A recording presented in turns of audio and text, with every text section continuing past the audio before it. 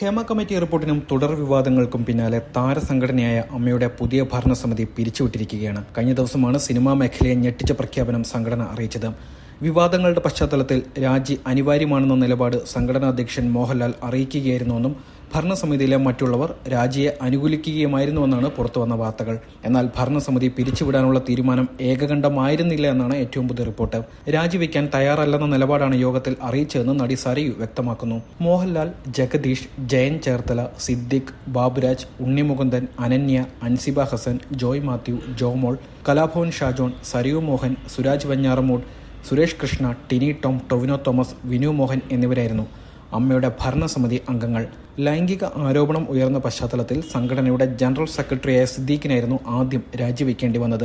സിദ്ദീഖിന്റെ രാജിക്ക് പിന്നാലെ ജനറൽ സെക്രട്ടറിയുടെ താത്കാലിക ചുമതല വഹിച്ചിരുന്ന നടൻ ബാബുരാജിനെതിരെയും പരാതി ഉയർന്നിരുന്നു.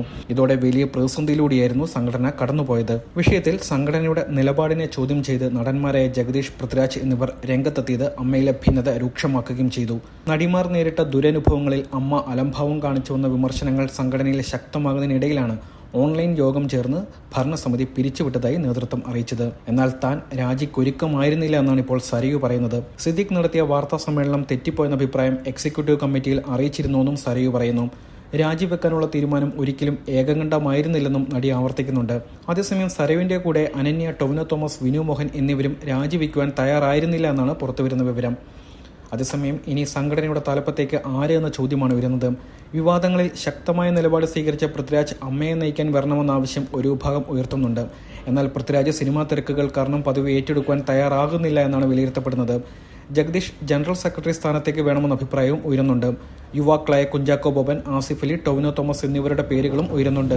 രമേഷ് പിഷാരടി, അൻസിബ തുടങ്ങിയവരെ പ്രധാന സ്ഥാനങ്ങളിലേക്ക് പരിഗണിക്കണമെന്നും ഒരു വിഭാഗം ആവശ്യപ്പെടുന്നു. അതേസമയം വനിതകൾക്ക് പ്രാധാന്യം കൊടുക്കുന്നതായിരിക്കണം പുതിയ നേതൃത്വമെന്നാണ് മറ്റൊരാവശ്യം. പ്രസിഡന്റ് സ്ഥാനത്തേക്കടക്കം വനിതകളുടെ പേര് പരിഗണിക്കണമെന്നും നിലവിലെ സാഹചര്യത്തിൽ അതായിരിക്കും ഉചിതമായ തീരുമാനമെന്നും ചർച്ചയിൽ ഉയരുന്നു. യുവാക്കളും വനിതകളും ഉൾപ്പെടെ എത്തിയില്ലെങ്കിൽ വീണ്ടും സംഘടനയിൽ പ്രശ്നങ്ങൾ രൂക്ഷമാകുമെന്നാണ് ഒരു വിഭാഗം പറയുന്നത്. എന്നാൽ ഏറെ വെല്ലുവിളികൾ നിറഞ്ഞ ഈ സാഹചര്യത്തിൽ നേതൃത്വം ഏറ്റെടുക്കുവാൻ ആരൊക്കെ തയ്യാറാകുമെന്ന ചോദ്യവും ശക്തമാണ്.